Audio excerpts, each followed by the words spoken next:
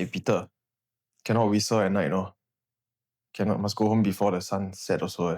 Cannot look under the ladder. Cannot look between your legs, your kangkang. Mm. You know why or not? Why? Because it's Hungry Ghost Festival.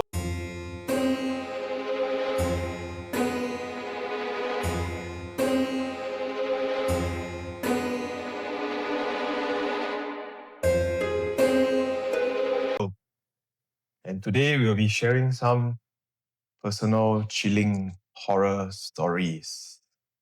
You know, there was a period of time I never used to believe in these things. And I would go swimming in the sea, which is like a big taboo amongst us Chinese people.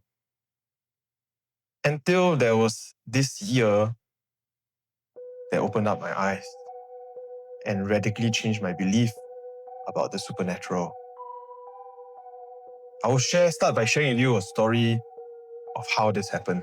So there's this temple in Tanjong Pagar called Seng Wong Bio.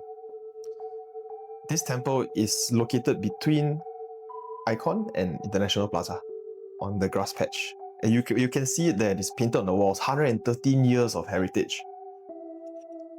So this temple dates back, I think, early 1900s. Wait, it should be before that, 18. By this veneran from China lah. So it was for, I believe, new immigrants come to this temple to worship while they start a new life here. So Seng Wong Bio in Chinese means Chen Huang Miao. So Chen Huang is usually the city god. So the one that governs everything that happens on the land and below. Ooh. So this temple was introduced to me by my feng shui master, because the things that he does is all above ground, right? We call it heavenly.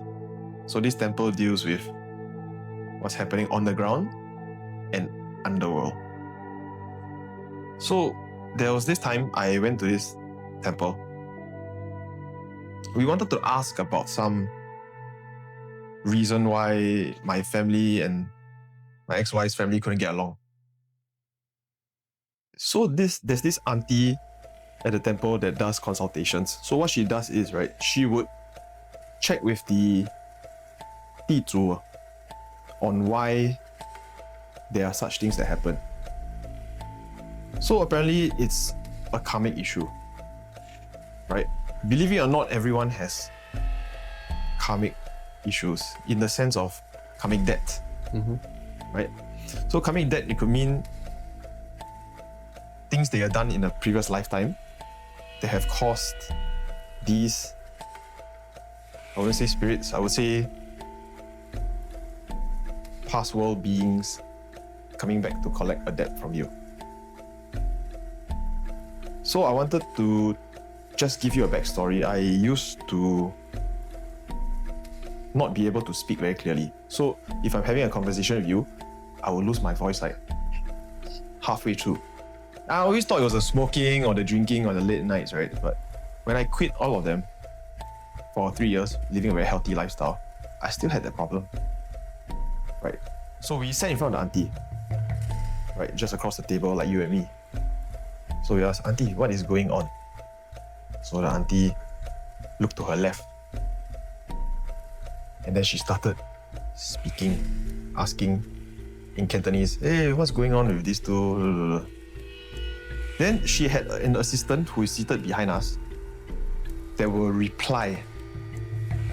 So apparently the person that is speaking back to her is like a medium for the spirit for us to listen to. So when we asked her about our current issues, she said, "I'm sorry, there's a queue. There's a queue of karmic creditors coming back to collect." Now that sounds scary as hell. Yep. Okay. So my current issue couldn't be solved back then. We had to settle something first. So I used to, this is the storyline, whether you believe it or not. No, I cannot speak Chinese. Mr. Chu. Apparently in the past life, my surname was Chu. Pearl Chu. Mm. It was my grandfather from a previous life. So this grandfather of mine, he was a trading businessman. So he traded in goods, I believe, perishables. And okay, apparently I was smuggling drugs through the warehouse. Okay. So one day, the constables turn up. CMB raid, right? Bang the door, bang, bang, bang, bang, kick the door down. Found the drugs. And Chu, my grandfather, he knew it was me. But he did not sell me out. What a parental love. Very touching story. So he got arrested. And he spent most of the time in lockup being interrogated. So they would beat the confession out of him. Yet he still didn't sell me out. So one day, he couldn't take the beatings anymore. He decided to hang himself.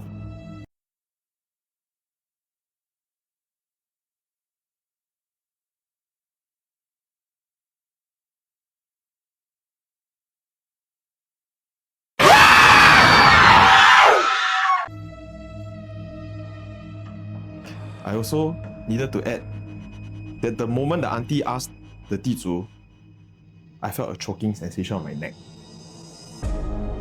So I kicked the chair, I'm like, what's going on? So he has came back to collect this past karma, and his auntie is very good at doing it. So she would negotiate and ask, okay, is there a certain amount of offerings you can give to you for you to let this go? And he will say yes. So that number, that arbitrary number, turns up into dollar values in the sense of how much offerings we need to burn and how much we need to spend. Right? So she asked me, okay, can you book a time next week where we can carry out this ritual? And it has to be at 6 a.m. So I said, okay, whatever it takes. So the night before the ritual, I couldn't sleep. I felt something pressing on my chest the whole night. I did not sleep at all.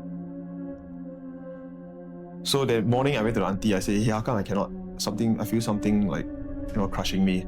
And she said, is your grandfather reminding you not to miss your appointment?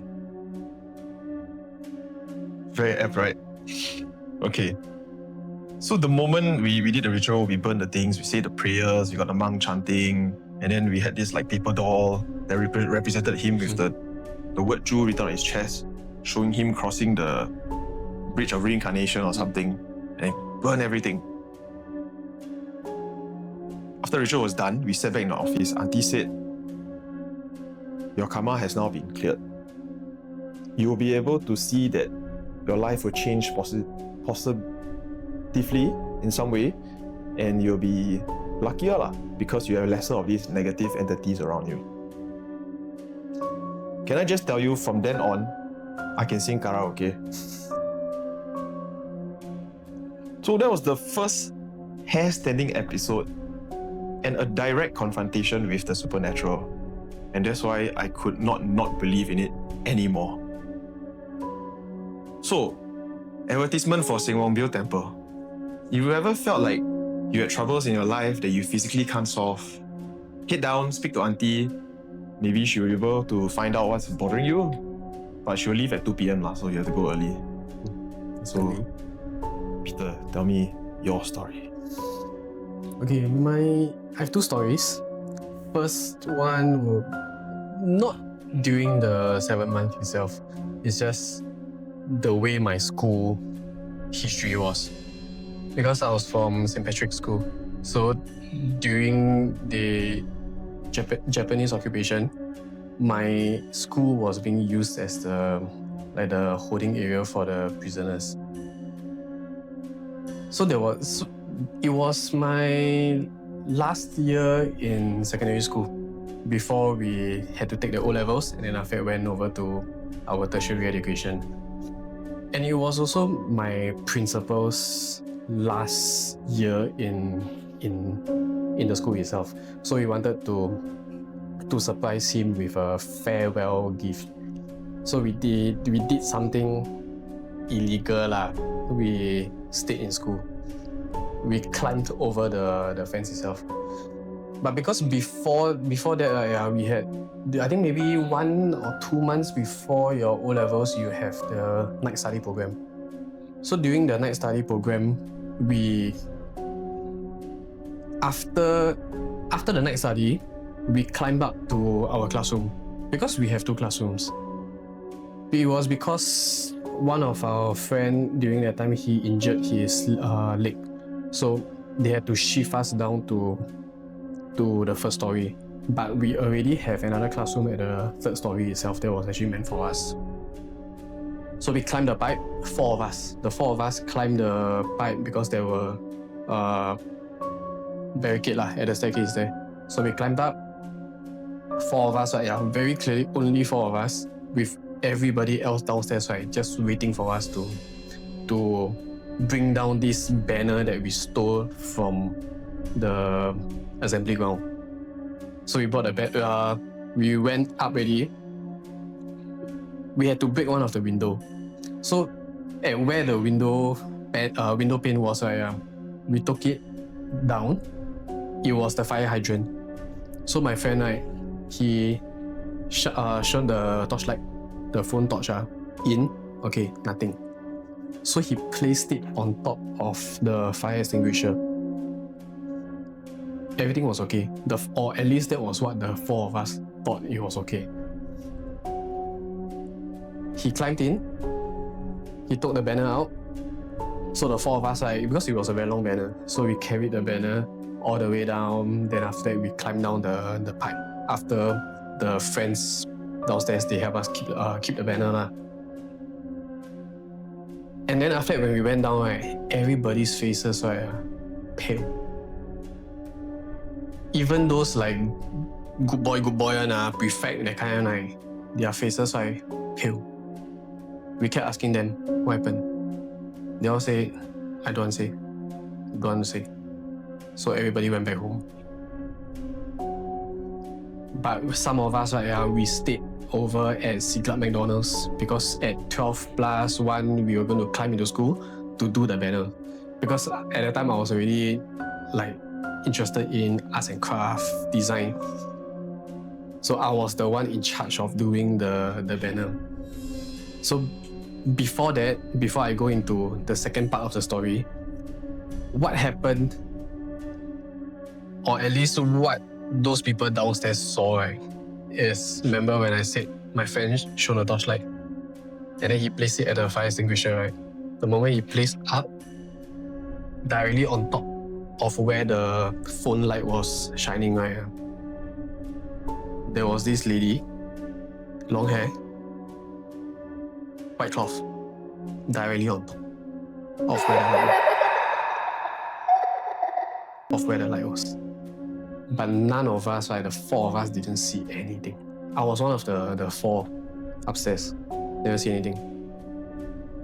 After that, when we were about to leave, the classroom had suddenly just had this green flash of light. We never see anything also. So we carried the banner to the end of the building because that's where the staircase was. Downstairs, they all said they saw 5 people carrying the banner. I was the 4th person. So means actually behind me,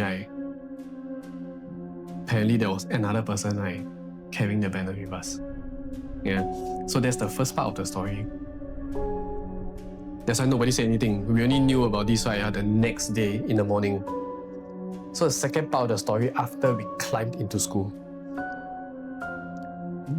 we had to climb in from the school field, and then we had to make a right turn to our classroom. Just as we turned, my friend saw the assembly ground, Japanese prisoners with the chain and the ball at their leg, right? Circling around the assembly ground. Never mind. So we entered the classroom.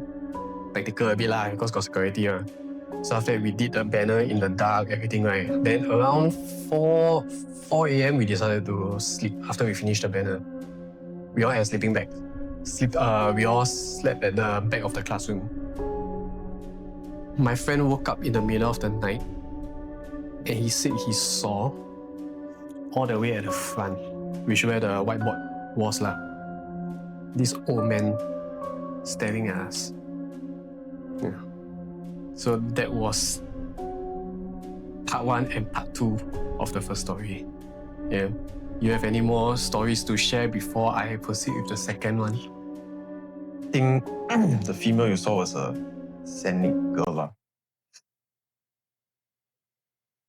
Yeah, I have a lot of friends from the previous episode that are asking me, oh, you're very familiar with all the girls' school names, huh? Yeah. And unfortunately, yes. Yeah. Can you imagine the kind of horror you could have brought to, say, a security guard?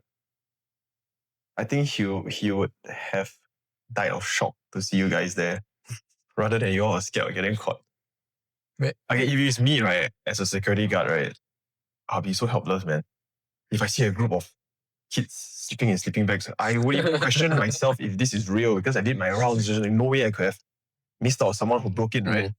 I'll be worried. It wasn't only a few of it wasn't like four of us here. There were about 7 or 8 of us. So it was quite a handful of us. Good enough living energy to dispel the unholy energies. Yeah, but my some of my friends have third eye. So it's a common for you guys. We don't have that much lah. Like, I can't really see, but you can feel. Okay, so this story happened one day when I was going to Balestier to look for taps. Oh, in the day. In the day, between 2 to 3 p.m. There's this food court called the Shi Luko or something like that. And then there is a Buddhist association above on the second floor. So if you remember, I think there was a time that whole building was on fire.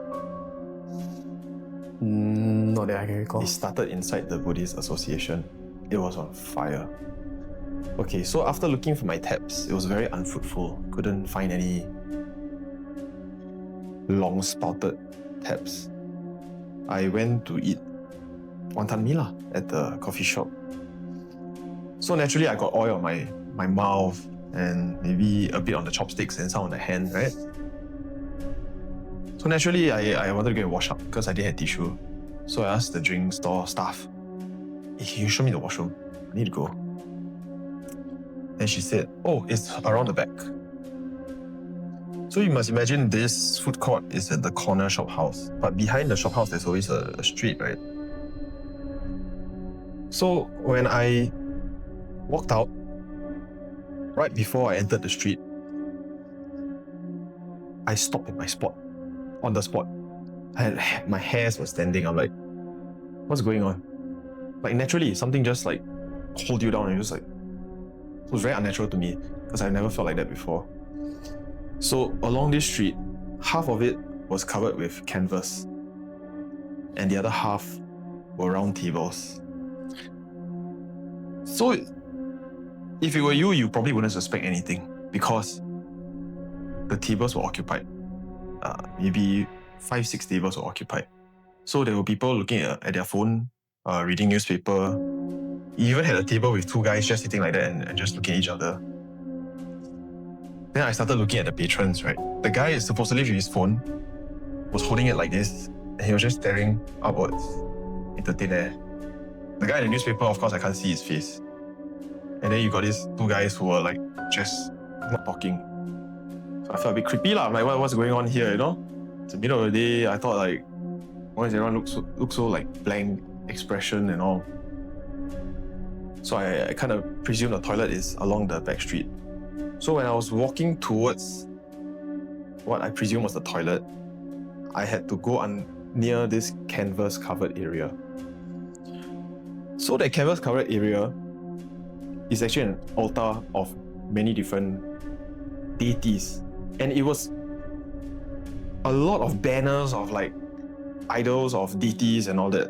So it was red, very, very red, and okay, I felt a bit creeped out. Then there was this Indian uncle sitting right outside the altar. So he turned and he stared at me. His eyes were like bloodshot red. And this is very creepy to me because I have never experienced or actually seen anyone do that if he's alive. Okay, so I walked into the toilet through the door. Right? In front of me is the urinal. Then adjacent to me is the basin. And then on the other side is one cubicle, WC. I looked up. The whole place was filled with huge ass spiders and webs everywhere. So I thought to myself, there's no way on earth anyone could have used this toilet without walking into the webs because it goes below my head height. So I just told myself, spoke very softly, okay, I'm just here to wash my hands, right? Would crouch under, wash your hands. You know, it is so ridiculous that even the cubicle, right? There's a spider web there. And there's no way anyone has used this toilet a long time. Like, you know how long it takes a spider to build a web? Takes no way, really no way. So I done my thing, I came out of the toilet. The Indian guy was still staring at me. Shit. So I said, okay, never mind. I thought it was nothing, right? So I drove. Okay, there was this girl I was seeing, so I drove to her place. So after spending some time there, she started getting very aggressive with me, started scolding me for things that she don't normally get pissed off over. So because this is not my first time being haunted, I told her, I said, I'm sorry, I need to leave. So I just excused myself. I left and I drove home as quickly as possible. Then I called my master up. I said, hey, something's wrong, right? Like, this is not the first time I contacted you. Please tell me. He said, yes, again, there's something following you. And this case of out of nowhere, right? This unsolicited aggression that I have from females is usually because there's a female spirit following me. And I have went to that temple that we spoke about to get rid of them before. So you need to be very aware and conscious to know of your own psychological changes also, because these things, they affect your psyche. The energy. Yes.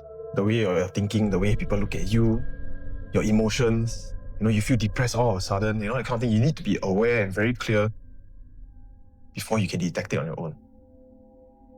Yes, so my master told me to take a lime and then shower with the lime, and then that's how we got rid of it. And salt. That's what we do to remove the negative energies. And I just want to add on to the temple story. I went back in total to clear my karmic debts 3 times. And I believe in life, there's always a cure. So, can you imagine if I never ever came into contact with these things, I would never know of the hidden karmic debts that I have that would have helped me back on my speech my whole life. Can you imagine how scary that is? You said that there's the lady said that there's a queue. So I'm assuming that you haven't cleared all the queue yet, or do you think it has been cleared already? Okay, so I understand from the concept is at any point of time, they may pop up to collect a debt. Doesn't mean that after you clear this, you can't see anymore that is queuing up. Doesn't mean along the way, nothing will come back up again. You never know. You will never know. And because in the Buddhist belief, we are being reincarnated over and over again, just in different times. And we never know the past karma that we collect. True. Past debt that we incurred. So that's why we always say do good merit and in this Hungry Ghost Festival, to do more good things. Yeah, remember your ancestors, but not really so much about the hungry ghost kind of thing. I think it's not only this month itself. I think Yes. it's just in general as human beings, just don't harm anybody and just be a peaceful person lah. Yeah, because you need to understand these things that happened that I shared, it didn't happen during specifically the Hungry Ghost Festival. Yeah.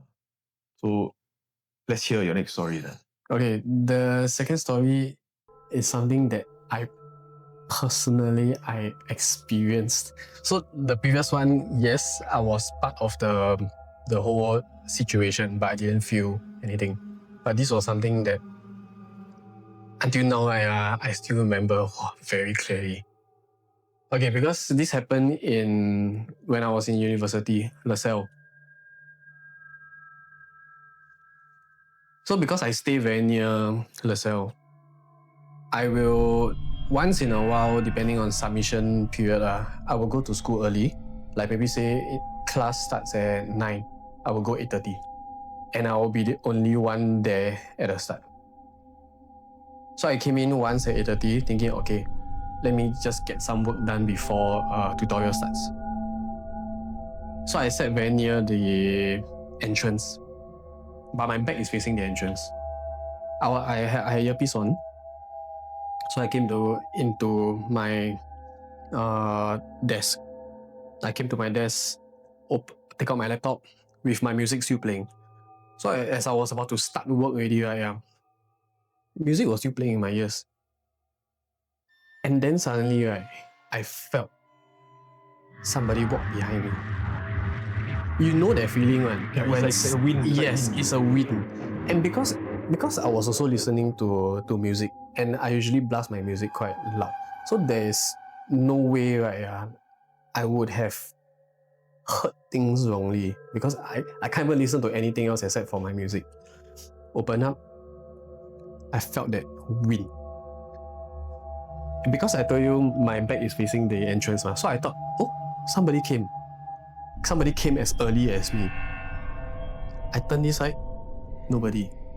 I turned the other side, thinking that the person would play prank on me lah. I turned the other side, right? Nobody. Immediately, my hair just stand. I closed my laptop. I just walked out of the studio. I say, I am not stepping into class as long as I'm the only one there. So I went down, I chill all the way until 9 o'clock until I know that lecture is starting already, right? Then I go. Cannot be I hear or feel wrongly one. It's very obvious one when somebody actually walk past you. I felt it. Yeah, that one is the only time where I personally experienced it. I suddenly remember another story also in LaSalle. So my friend has third eye. She tried to close it before, but over time, it's still the eye still came back. So our studio have this boy. She can see the boy, and the boy. This is what she told me lah. The boy will usually go towards anybody who has lower energy, because in design school everybody is stressed for deadlines, but there will be a few people that tends to be more weak in energy. So she would say he would just stand beside the weaker energy one, the weaker energy people. He would stand beside the weaker energy people, right? And he would just stare at them. So there was once, right, I just wanted to disturb my friend. So I asked her across the classroom in Mandarin lah. Is he here? She said, yes. Where is he? And then she said this one thing. He was beside you just now. beside me. Immediately, right, I just shut up. And then after that, after a while, I don't know what gave me the courage again to ask her, where is he now? And then she said, beside her, trying to talk to her. And I suspect that the energy that walked past me, walked behind me, was that boy. Yeah. I've not seen, but that story was the one that she told me, which I would say indirectly was the closest encounter with me. You know, earlier I spoke about karmic connections across different lifetimes. It is said that every encounter is a fated encounter, even with the supernatural. Why I can say that is because every time I get haunted, it created a negative impact on me and the people around me. But through the negative impact came better things. I ended up getting rid of negative people. So that's why we believe that every encounter is fate. It's meant to change something in your life. Right? I was a non-believer, and maybe I was a fool and ignorant for not believing. But having this encounter helped me speak now without jamming up halfway and unnecessarily quitting drinking, which you know is my favorite. And you can sing activity. karaoke. Yes. Yes, 海阔天空. Good. Okay, not bad. Yeah. So if you ever get haunted again, just know it's for the better lah. And I'm particularly sensitive with energy lah. So ever since August 23rd, I haven't been sleeping properly lah. So I feel that maybe this month is known for its energy shifts. Whether the hell gates are open or not is a questionable topic, but definitely there is a change in energy lah. I mean, it's up to individual to believe it or not lah. But nonetheless, because in Singapore we have different cultures, different religion. So no matter what, whether individuals believe or not, I think most importantly is also to be respectful lah. You may not believe, but others do. And whether it's true or not that the hell gates are open, you'll never know until, for example, like you mentioned, something that you encounter before. And it's a physical change. Because if not for something physical, I will never believe it. Yeah. That's quite crazy. So renovation during 7-1, I know a lot of people avoid that. But there are clients that I had, Christian, they didn't care, or foreigners, they really don't care. So I'm not sure if you ever come across, like, I had a work staff, I think it's carpenter. He was telling me he was installing phenolic panels in the toilet. But for some reason, he cannot get the alignment right. Just screwing in, he just cannot get the alignment correctly. So for him, he is a very careful guy. We know he is very strong in his craft, very skilled. So he said, "Excuse me, I'm just doing my job. Please let me go." So the next time he put the screw back in, alignment was done. And I also had stories that, I had advice given to me that if you break ground during 7-1, always offer the 地主 something first. Yes. If not, accidents may happen, or something just don't go right. The client picks problem with you for any single small thing, or your subcon get injured, or car accident. So things like that. So me being superstitious and pantang, we never go and think twice lah. We just do it. Also, the story of this mall in Tai Seng that we did, It was converted from a B1 factory into a shopping mall now. You know which one? No. Don't have. Okay. So for the whole time on site, right, I knew like this place had some bad juju lah. The energy was off. Right, anything can go wrong will go wrong. So we spent 1 month, we finished the project, right? I went to their level 8, which is where their management office is. Then I asked the building manager, I said, hey, this place is not right? There's something wrong with this place, right?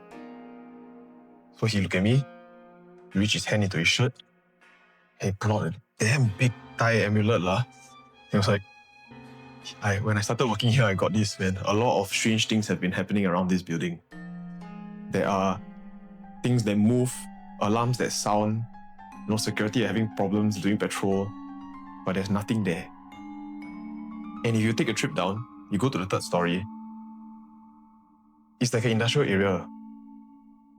Like you go walkway, then left, right got doors and doors. It's like an endless corridor. And when you walk, and there's no air circulation. And when you walk that stretch, right, somehow or other you can feel cold air just breezing past. So it's extremely, extremely negative energy. So that one, if our viewers really want to experience it for yourself, you can head down. Balestier is the next one, head down. Please verify this story with me. Tell me if I'm being too pantang or not. Yeah. So this is the work-related horrors that we go through. Okay, ask you, let's say you were to buy a house, buy a HDB flat.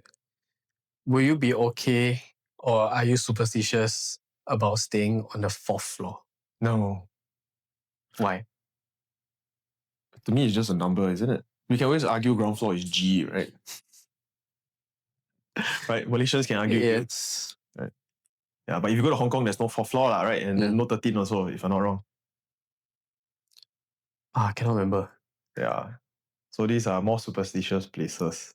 I mean, it's whether you believe or not lah. Because for what I know, like I think for Hokkien, the number 4 is like C or something that sounds like C. no. C. Then in Cantonese, say. No, one Say. one is like one is technically good, but the other one is like it sounds like 死. Both of them sound like 死. But I know for different belief, right, they actually see number 4 as a good luck number, as a lucky number. So I think it's really depending on whether you believe or not. Going back to renovation during Hungry Ghost, right? Yeah. Even if clients don't believe in it, I think a lot of times it's also designers and contractors for us, right? Yeah. Yes, they don't believe, but indirectly doing renovation during that period, right, could also be a bad juju for the company itself. We take precautionary measures internally. Like, for example, there was once I was given advice, if I were to touch the ground, let's say, it was this semi-ED house, right? This guy wanted to run new pipes or conceal. So he started hacking ground. Bah! And then we started digging the garden. I was given advice that if we were to touch anything below the earth, we have to cleanse our energy after that. Why? It's because when we got home, we are all just so lethargic. Something has just taken it away. I'm sorry, but the McPherson story, I was so out of condition. My migraine came back. I was very lethargic for 1 month. For my PM, he needed a 2-month break. He said for some reason, and he's Christian. He said, every week I call him, I say, you okay or not? I said, no, I'm just not feeling it. I'm taking a break. For me, it was 1 month. For him, it was 2 months. It's creepy ass. I think whether religion or not, I do believe that the universal factor of this thing called the energy, right, affects everybody. So it's not so much about beliefs or not, but the energy, how much negativity there is in a space or not, right? It would affect the way we behave. And like you say, drain all the energy out of us. Have you ever lived in a haunted house? Nope. And I don't wish to. Okay. So there was this time, I got married, then we moved out, right? Back then. And we were looking for, we found this condo, a 1 bed, 1 study. One bed and living room, one studio unit. Yeah. And when you walked in, it's bomb shelter on the left. Then you have the kitchen, living room. On the right side, it was already this ready built-in carpentry with a mezzanine floor with the bed above. And the bed to the living room is perforated so there are holes. It's actually shelves. Then the toilet is below with our wardrobe.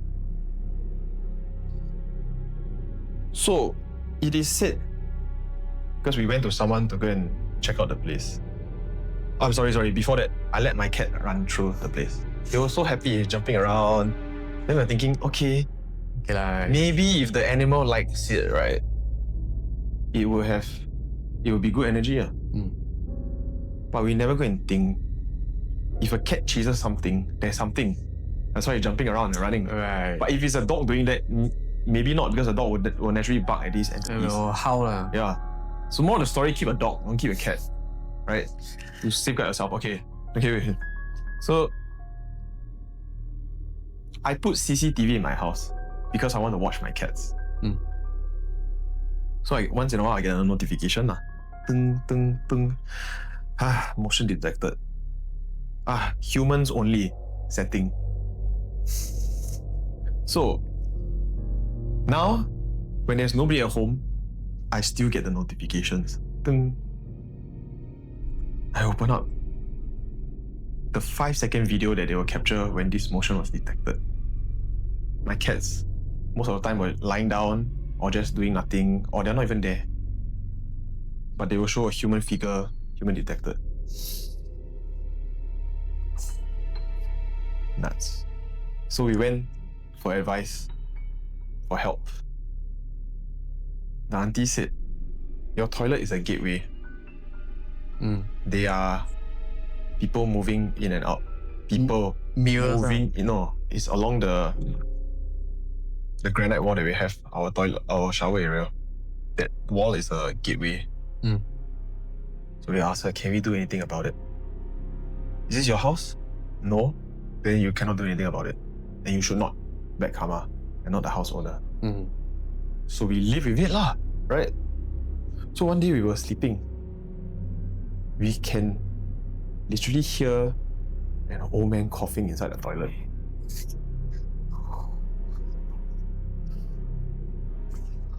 Oh my god. I remember there was this time I was going crazy and I took the sage leaves, not even incense, leaves in a bag. Take a few there, put on the burner and just the whole place you smoke all the time and burn kemanian all the time. And I believe in negative energy So every single entity that is around drains something from you. And if it's a door, I think it's even more like a buffet Yeah, you just free flow in, out. When the lease ended, right, I have no idea why I had the clever idea to extend some more. I wasn't thinking about these things back then. That was the time where I started discovering all the supernatural, so I didn't really believe in it. Oh man, I don't want to go through that thing ever again. Speaking, I suddenly remember another story that I'm not sure whether it's really something that my friend and I saw, or was it just hallucination. Okay, so it happened in Thailand, Krabi. We were staying in this Airbnb. But this Airbnb directly opposite us, right? It's a forested area. No light, complete darkness. So there was once we were sitting outside at the car porch area, right? Tables, chairs, you drink just chill. So like this, right? Everybody sitting here. And then this female friend of mine, and then after that I was sitting here. Beside us, right, yeah, this is leading towards the building. I mean our Airbnb. But directly beside us is those glass brick. So we can still see into the kitchen, but obviously it's distorted. There's nobody in the house. Everybody were sitting outside. So we're just chatting, right? Suddenly the glass brick, right, had this black shadow walking past the kitchen. I wasn't the only one who saw it. My friend who is sitting here, right, yeah, both of us, right, like that, same time. Then we look at each other. Never mind, don't say anything. So after that, right, yeah, after chilling already, we went out. Because we rode motorcycle. Then after that, when we came back that time, we just wanted to have some fun because we saw how the civilians, right, yeah, some of them, one motorcycle can fit 4 people. So we wanted to give it a try. Three guys, 1 girl. We fit ourselves onto the motorcycle, but we left 1 female behind. So we just rode.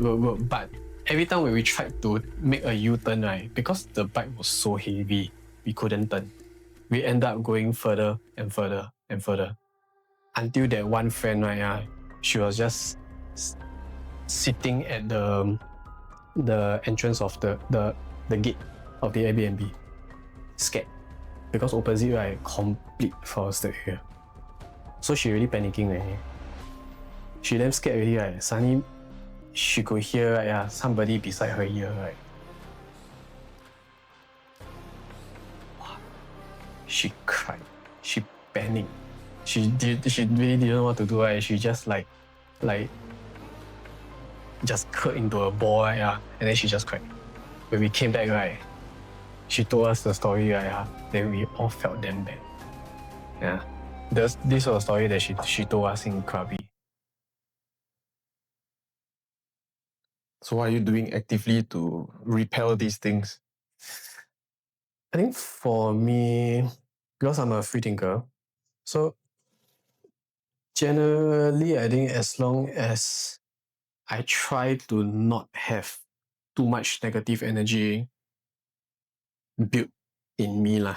Like if I really feel very low in energy or like really bad juju already, go and play pickleball or just take a day rest and try to cleanse as much negative energy as possible. And then after that, sort my mind, write down what I need to do so at least I have a clearer objective. And then it's like, okay, after rest already, let's continue work. I mean, that's the only thing that I'm doing lah. Are you a temperamental sort of person? Meaning? Do you lose temper easily? I don't know. I feel I would say yes, but maybe not so often. Like there's this saying that actually even men, right, have PMS. I mean, or at least the same form of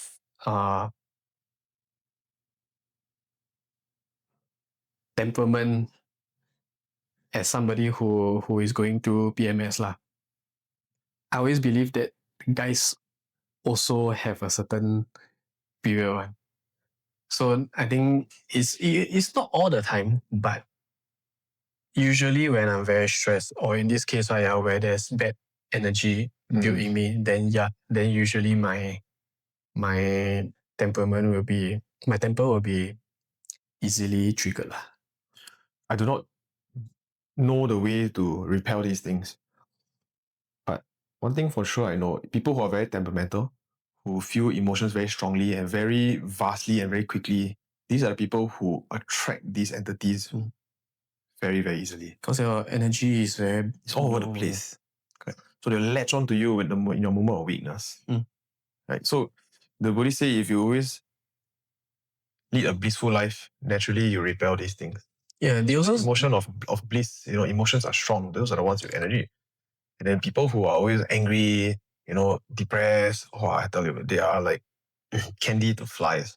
yeah, they always say like because there's the human space and then after that there's the spiritual space itself. I mean they are always co-living together. And it's always depending on the energy that we have. If so happen right, the energy matches to the other realm itself, right, then that's when you will actually see things or easier to see things. You see the chart, the vibrational chart. No. Like, okay, the lower vibration is like anger, jealousy. Then it slowly becomes red, right? Red means it's a higher frequency. Blue, I think it's lower. Is it like that? No, it's the other way around. So on the top is always like happiness, bliss, nonchalance maybe. But below is all the very strong, very negative spectrum of emotions. So like what you said, it's the lower frequency is where the plane of these beings lie. So they can drag you down and then latch onto you. So that's why one way of practicing, like we say, do good deeds, then you'll feel happy. Yeah. Because happiness can be derived from that. So the more you do, the happier you are as a person. These things naturally won't come across and latch onto you. So that being said, since you're a free thinker, I bet you $50. I give you $50, you can eat the hot kueh on the floor. No, the one, to be honest, even though I'm a free thinker, but because I grew up in like Buddhism household, so there are certain things like this, right? And that I also don't dare to play. Even whether I believe it or not, I think like I mentioned, respecting it is one. You don't go and, if you accidentally kick it or what, right? Say sorry lah. But if you deliberately want to challenge it, right, I tell you, you're gonna. I will share with you another story of how we gonna. So it was Polytechnic graduation day. So we started hitting up all our friends and classmates, even those that I'm not too close with. Party at my house tonight, right after graduation. So we were all taking photos, and then a few of my friends just came over first, and then later on we had a few groups coming. So I used to live beside the old Mediacorp at Caldecott Hill. Whoa. Oh, it's coming. So I had this dumb idea. Let's go to the cemetery later. Let's fill up some bottles of kerosene, put tissues in them. So we essentially made Molotov cocktails. So I went in first. Okay, I drove this yellow pickup truck last time. I could fit like 6 people behind. It was a 2-seater truck. Then we had a convoy of another 2 cars.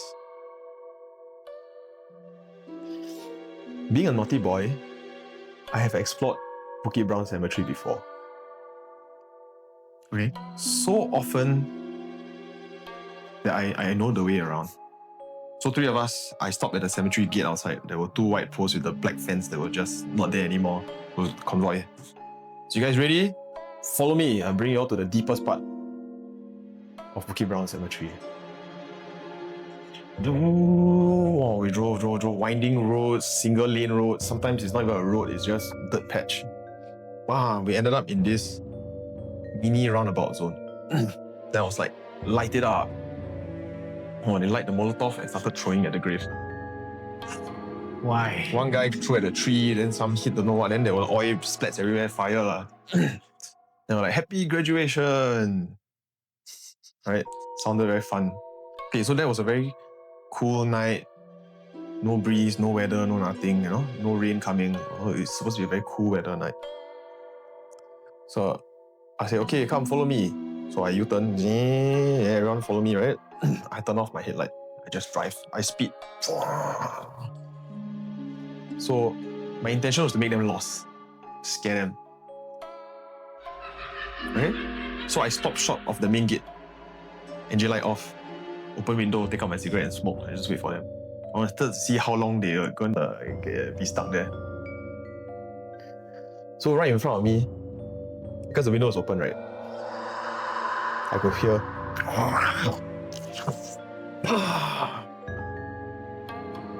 half of this tree just fell apart. Right in front of my pickup truck. Right in front. And left a single driveway for a singular car to go through. It was just right in front of us. And my friends behind was so shocked. I was so shocked. Oh my god, the moment they reach behind us, I just turn on the light and I just drive out. My friends today, who I still hang out with, can verify this story. It's a warning for you all lah. So I said, sorry, I'm not going to come back here ever again. Oh my god. Why? Why you all play it of all places in the cemetery? You know, when we were young, we like horror lah. We will take the Ouija board lah to go and play. Wow, that's something I really don't dare to play. I give you my set, okay? I still have it. Nah, it's okay. I'm good. Yeah, so we wanted evidence of things and they came to us lah. Oh my god. So I naturally, through all these experiences, I will not do it again now. I think the worst I've done was going to OCH before they started fencing it up. And then after that, the infamous Red House. Yeah, pretty much it. I won't go and play all those just to deliberately have some experience. Nah. Because I was a non-believer, right? So we were trying to provoke a reaction. So that happened. But this was when I was 20 lah, 21. And then now in my late 20s is when I discovered the whole karmic thing. And then I realized this world is so much bigger than just our physical material plane. And you have to be respectful like this. Yes. So we will wrap up today's session. We've come to the end of the 7-month special. So please share with us in the comments if you have any other ghost stories and give us a subscribe. Or whether you believe in the supernatural or not. Yeah, DM yes. So, signing off. See you.